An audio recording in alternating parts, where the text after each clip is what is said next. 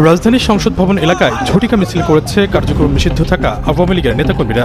দর্শক দেখতে পাচ্ছেন তারা কিন্তু সংসদ ভবন এলাকা দখল করে নিয়েছে এবং তারা তাণ্ডব চালাচ্ছে, সবকিছু দেখতে পারবেন। সর্বশেষ কিন্তু ডক্টর ইউনূসের উপর অ্যাকশনে। এদিকে আজ সংসদ ভবন এলাকা আওয়ামী লীগের দখলে, লক্ষ লক্ষ কর্মী রাজপথে নেমে তাণ্ডব করছে। ডক্টর ইউনূস সহ সবাই আওয়ামী লীগের আতঙ্কে আছে, অনেকে পদত্যাগ করে। দিন যত যাচ্ছে আওয়ামী লীগ তত আতঙ্ক তৈরি করছে। আওয়ামী লীগ রাজধানী সহ সারা দেশে একের পর এক মিছিল করছে এবং সব থেকে সেন্সিটিভ এলাকা সংসদ ভবন এলাকায় আওয়ামী লীগের মিছিল হলো। এই ব্যাপারে কি পুলিশের গোয়েন্দা রিপোর্ট ছিল না? এই যে ডক্টর মোহাম্মদ ইউনূস বাংলাদেশটাকে খেয়ে ফেলছে, বাংলাদেশ অলরেডি গৃহযুদ্ধ লেগে গেছে, দুই পক্ষের ব্যাপক সংঘর্ষ হয়েছে, 144 ধারা জারি হয়েছে, সেনাবাহিনী সেখানে উপস্থিত ছিল, তারপরেও ট্যাকেল দিতে পারে নাই, প্রচন্ড মারধর হয়েছে, শুনেছি 2 জনের মতো অক্কা পেয়েছে। মানুষ জেগে উঠেছে, হাজার হাজার মানুষ রাস্তায় বেরিয়ে আসছে, লক্ষ লক্ষ মানুষ বের হবে সেদিন খুব কাছাকাছি। কোন প্রশাসন মানুষের এই জোয়ারকে ঠেকাতে পারবে না। অতীতে পারেনি, আইয়ুব খান পারেনি, ইয়াহিয়া খান, টিক্কা খান পারেনি, ইনশাল্লাহ এবারও পারবে না। কিন্তু আলটিমেটলি আমার কাছে যেটা মনে হচ্ছে, সেনাপ্রধান যেটা একদম নৈর্ব্যক্তিকভাবে মানে পলিটিক্যালি না দেখে বা ইমোশনালি না দেখে, সেনাপ্রধান একটা জায়গাতে যে কাজটা করতেছেন সেটা হলো তিনি ইউনূস এবং তার বাহিনী, মব বাহিনী বলেন, যতদিন যাচ্ছে তত আওয়ামী লীগ সুসংগঠিত হচ্ছে। এটার বাস্তবতা হচ্ছে যে গেল কয়েকদিন যাবৎ ঢাকা সহ সারা বাংলাদেশের বিভিন্ন জায়গায় আওয়ামী লীগের মিছিলটা যেভাবে বড় হচ্ছে, এই বড় হওয়ার দৃশ্য দেখে আওয়ামী লীগকে নিয়ে ভয়ের সঞ্চার হয়েছে খোদ সরকারের মধ্যে, এনসিপির মধ্যে, জামাতের মধ্যে। হ্যাঁ, সবার মধ্যে এবার আওয়ামী লীগের ভয় কাজ করতেছে। ইতিমধ্যে আমরা দেখতে পাচ্ছি সংসদ ভবন এলাকা আওয়ামী লীগ দখল করে নেয় এবং ঢাকার প্রত্যেকটা রাজপথে তারা আন্দোলন করে।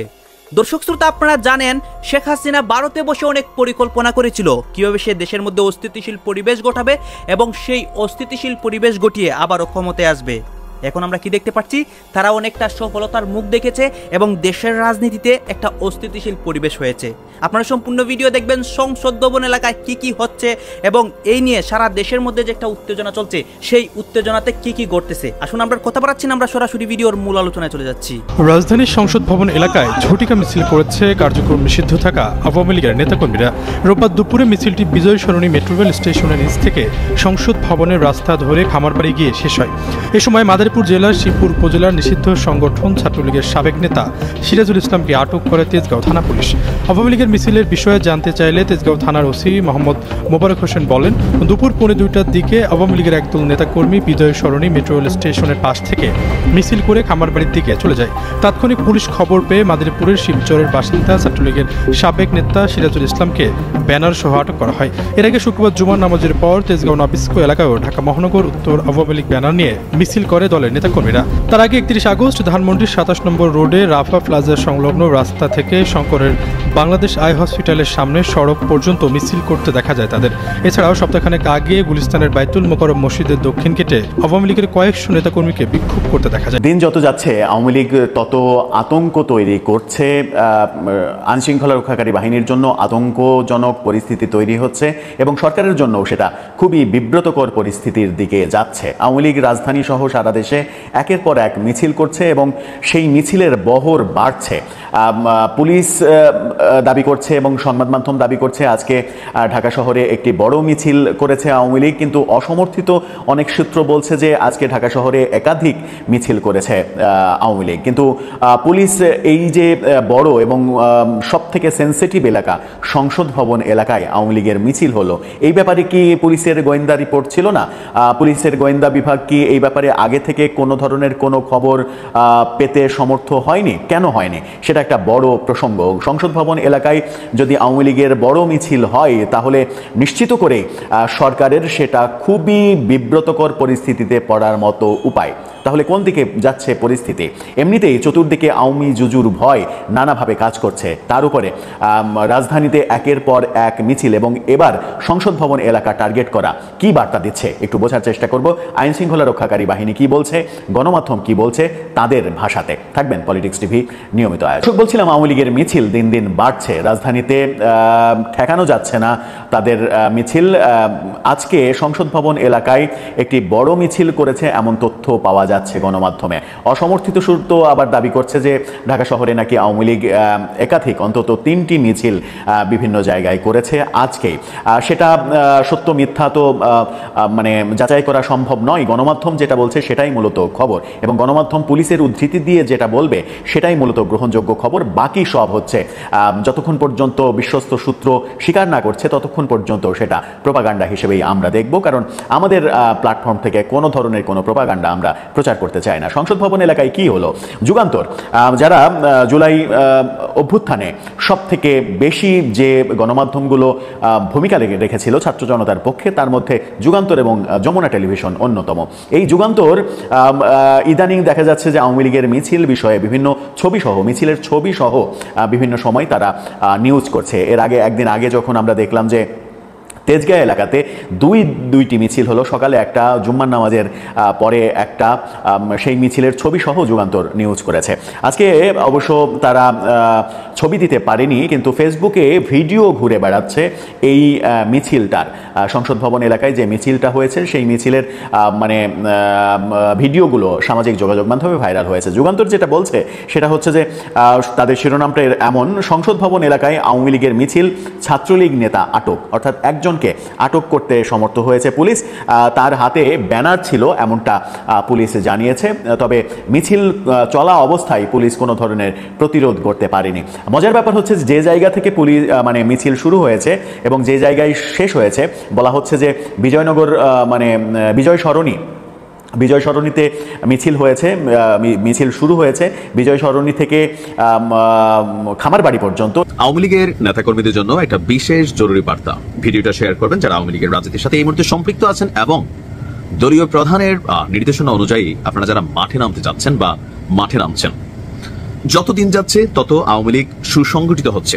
এটার বাস্তবতা হচ্ছে যে গেল কয়েকদিন যাবৎ ঢাকা সহ সারা বাংলাদেশের বিভিন্ন জায়গায় আওয়ামী লীগের মিছিলটা যেভাবে বড় হচ্ছে, এই বড় হওয়া দৃশ্য দেখে আওয়ামী লীগকে নিয়ে ভয়ের সঞ্চার হয়েছে খোদ সরকারের মধ্যে, এনসিপির মধ্যে, জামাতের মধ্যে। বিএনপি এতটা ভয় পাচ্ছে না, কারণ আওয়ামী লীগ বিএনপির মধ্যে একটা ভালোই কি বলা হচ্ছে বোঝাপড়া আছে, অনেকে দাবি করেন। বা যাই হোক, আওয়ামী লীগের আমলে বিএনপি প্রকাশ্যে রাজনীতি করছে। এখন এই যে নির্বাচনের আগ মুহূর্তে আওয়ামী লীগের মিছিল বড় হচ্ছে, আবার কয়েক জায়গায় ককটেল বিস্ফোরণ হয়েছে, হুন্ডা টুন্ডা নিয়ে বিশাল মিছিল তৈরি করতেছে, এগুলাতে আবার ফোকাস দিয়েছে সরকার। আজকে ঝটিকা মিছিল সহ বেআইনি সমাবেশের বিষয়ে কঠোর বার্তা দিয়েছে ডক্টর ইউনূসের সরকার। যারা বেআইনি তৎপরতার সাথে যুক্ত তাদের বিরুদ্ধে কঠোর আইনি ব্যবস্থা নেওয়ার নির্দেশনা দেওয়া হয়েছে। রাজধানীর বিভিন্ন স্থানে কয়েকদিন ধরে কার্যক্রম নিষিদ্ধ থাকা আওয়ামী লীগের মিছিল বের করার ঘটনার প্রেক্ষাপটে অন্তর্বর্তী সরকারের উচ্চ পর্যায়ের এক বৈঠক থেকে এই নির্দেশনা এলো। বৈঠক শেষে রোববার রাজধানীর ফরেন সার্ভিস একাডেমিতে প্রধান উপদেষ্টার প্রেস সচিব যিনি শফিক, তিনি বলছেন যে আপনার গত কিছুদিন কিছু ঘটনা হয়েছে, সেটার আলোকেই এই বৈঠক হয়েছে। আবার আমাদের স্বরাষ্ট্র উপদেষ্টা তিনিও বলছেন যে আইন শৃঙ্খলা পরিস্থিতি কিছুটা খারাপের দিকে গেছে, তবে সরকার কাজ করতেছে এই পরিস্থিতি থেকে বের হয়ে আসতে। প্রেস সচিব বলছেন প্রধান উপদেষ্টার সাথে বৈঠকে সিদ্ধান্ত হয়েছে ঝটিকা মিছিল সহ বেআইনি সমাবেশের বিষয়ে মনিটরিং জোরদার করতে হবে এবং এর নেপথ্যে যারা সক্রিয় রয়েছেন তাদের বিরুদ্ধে কঠোর আইনি ব্যবস্থা নেওয়া হবে। মিটিং এ নির্দেশ দেওয়া হয়েছে যে স্থানীয় প্রশাসন যেন আরো সক্রিয়ভাবে যাতে যেসব ঘটনা ঘটছে সেগুলাকে মোকাবিলা করে, সেই বিষয়ে আজকের বৈঠকে সারা বাংলাদেশে যারা প্রশাসনে কানেক্টেড তাদেরকে কঠোর নির্দেশনা দেওয়া হয়েছে। স্বাভাবিকভাবে সামনে নির্বাচন, আর ডক্টর মোহাম্মদ ইউনূসের জন্য এটা একটা বড় চ্যালেঞ্জিং ইস্যু যে তিনি বলছিলেন যে সারা পৃথিবীকে দেখাবেন একটা সুষ্ঠু নির্বাচন কিভাবে করতে হয়। তো আওয়ামী লীগের জন্য একটা সবচেয়ে বড় চ্যালেঞ্জ হচ্ছে এই নির্বাচনকে কিভাবে ভণ্ডুল করা যায়, অথবা ডক্টর ইউনূসকে কিভাবে বিতর্ক করা যায়। এই নির্বাচনে কি পরিমাণ মানে যেমনি হোক নির্বাচনটারে নেগেটিভ একটা অবস্থান দেখানোর সুযোগ হয়েছে না। ডক্টর ইউনূস আসলে একজন ব্যর্থ প্রশাসক ছিলেন, রাষ্ট্রপ্রধান ছিলেন, যিনি পারেন নাই। এটার নাম কিন্তু রাজনীতি। এখন আপনি এরকম নির্দেশনা দিলেন, আওয়ামী লীগ কি ঘরে বসে থাকবে? থাকবে না, এরা মাঠে নামবে। এটা নামে রাজনীতি। যেমন আওয়ামী লীগের আমলে জামাতের রাজনীতি 5 জন মানুষ একসাথে বসে দাড়ি টুপি নিয়ে একটা বোরকলা মানুষদেরকে ধরে তুলে নিয়ে গেছে। আমার পরিচিত একটা ছোট ভাইরে তুলে নিয়ে গেছে, শুধু তার দাড়ি থাকার অপরাধে নাশকতা মামলা দিয়ে দিচ্ছে, পরবর্তী সময় সে জামিন পাইছে। আমার পরিচিত ছোট ভাই, আমি দেখছি এটা নিয়ে, তখন আমি এটা পোস্টও করছিলাম। তো এখন যেটা হবে, এই যে সরকার বলছে সমাবেশ মোকাবেলা করতে হবে, আপনি 5 জন 10 জন কোথাও বসে যদি আলোচনা করেন, নেতৃত্ব পর্যায়ের একটা ফোন গেলে 999 বা পাশের থানা থেকে আইসা বা চাইলে আপনাদেরকে গ্রেপ্তার করে ফেলবে। এটা হচ্ছে বাস্তবতা। কিন্তু তার মানে কি এগুলা ঘটবে না? যেটা বলতে চাচ্ছিলাম যে আওয়ামী লীগ সরকারও কিরকম আইন করে সমাবেশ করে জামাতকে নিষিদ্ধ করে ধরেন তাদের রাজনীতি বন্ধ করতে পারছে। ভিতরে ভিতরে গুপ্তভাবে হোক, আওয়ামী লীগের ভেতর অনুপ্রবেশ করে হোক, তারা তাদের রাজনীতি চালাইছে। এটা রাজনৈতিক দৃষ্টিভঙ্গি থেকে হালাল যে আওয়ামী লীগের ভিতরে ঢুইকা জামাত রাজনীতি করছে, গুপ্ত রাজনীতি, কিন্তু রাজনৈতিক পয়েন্ট অফ ভিউতে এটা তাদের সার্ভাইভাল একটা থিওরি ছিল। সো আওয়ামী লীগকেও আপনি এখন যত প্রেসার দিবেন, এই প্রেসারে আওয়ামী লীগ যে মিটিং মিছিল সমাবেশ বন্ধ করে দিবে তা না, এটা বাড়বে। আসলে রাজনীতি যারা করেন তারা তাদের বিপরীত দলে থাকলে তারা চাইবে সরকারকে প্রেসার ক্রিয়েট করতে, সরকারও চাইবে সেটাকে দমন করতে, এই খেলার মাঝখানেই যাবে। তবে আওয়ামী লীগের জন্য আগামী নির্বাচনের আগ পর্যন্ত এটা 100% যে কোনো জায়গায় যে কোনো সমাবেশ অথবা দলীয় পদ পদবি পোস্টে আছেন, আপনি বিভিন্ন জায়গায় অকারেন্স করার জন্য ট্রাই করতেছেন অথবা সংগঠিত করার ট্রাই করতেছেন, ফান্ডিং করতেছেন, প্রত্যেকের জন্য কিন্তু গোয়েন্দা তথ্যের ভিত্তিতে পাশাপাশি লোকাল প্রশাসনের তথ্যের ভিত্তিতে আপনার বিরুদ্ধে কিন্তু আইনি ব্যবস্থা নেওয়া হবে। এটা সরকারের খুবই কঠোর বার্তা। ঝটিকা মিছিল নিয়ে সরকার এখন আতঙ্কে আছে, বোঝাই যাচ্ছে। ঝটিকা মিছিল নিয়ে আওয়ামী লীগ রাজপথে মিছিল করছে, ঝটিকা মিছিল নিয়ে হামলা হচ্ছে, এই ঘটনাগুলো সরকারকে যথেষ্ট রকম বিচলিত করেছে, এটা পরিষ্কার। সেই কারণে সরকার সিদ্ধান্ত নিয়েছে যে ঝটিকা মিছিলের বিষয়ে মনিটরিং জোরদার করবে সরকার, নেবে কঠোর ব্যবস্থা। কয়েকটা ঘটনা ঘটেছে, তেজগাঁ বড় মিছিল করেছে, ধানমন্ডিতে বড় মিছিল করেছে আওয়ামী লীগ। অন্যদিকে ওই ধরনেরই মিছিল নিয়ে নূরের উপরে জাতীয় পার্টির উপর হামলা হয়েছে। অন্যদিকে যে ঘটনাটা ঘটেছে রাজবাড়ির গোয়ালন্দে, সেখানে একটা মাজার শরীফে হামলা হয়েছে, লাশ কবর থেকে তুলে নিয়ে পোড়ানো হয়েছে। এই ঘটনাগুলো সরকারকে যথেষ্ট পরিমাণ বিব্রত করেছে, পরিষ্কার। এই জন্য আইন শৃঙ্খলা সংক্রান্ত একটা বৈঠক হয়েছে, সেই বৈঠকে এই বিষয়ে একটা কঠোর পদক্ষেপ নেওয়ার ব্যবস্থা হয়েছে এবং সেখানে অনেক 9 জন উপদেষ্টা ছিলেন। সালাউদ্দিন আহমেদ, ওয়াহিদুদ্দিন মাহমুদ, আসিফ নজরুল, স্বরাষ্ট্র উপদেষ্টা জাহাঙ্গীর আলম চৌধুরী, শিল্প উপদেষ্টা আদিলুর রহমান খান, ফাজুল কবির খান, রেজওয়ানা এবং আসিফ মাহমুদ, সজীব ভুইয়া, ব্রিগেডিয়ার এম শাখওয়াত, খলিলুর রহমান, অন্যান্য ঊর্ধ্বতন কর্মকর্তারাও ছিলেন। তারা বলছেন যে গত কয়েকদিনে তেজগাঁও সহ ঢাকার বেশ কয়েকটি জায়গায় ঝটিকা মিছিল করেছে নিষিদ্ধ থাকা আওয়ামী লীগ এবং তার অঙ্গ সংগঠন। এসব ঘটনায় বেশ কয়েকজনকে আটক করেছে পুলিশ। এছাড়া রাজবাড়ির গোয়ালন্দে নুরুল হক ওরফে নুরাল পাগলার দরবার শরীফে হামলা ভাঙচুর হয়েছে। নুরাল পাগলার লাশ কবর থেকে তুলে পুড়িয়ে দেওয়া সহ গত কয়েকদিনে নানা রকম অপরাধমূলক কাজ হয়েছে।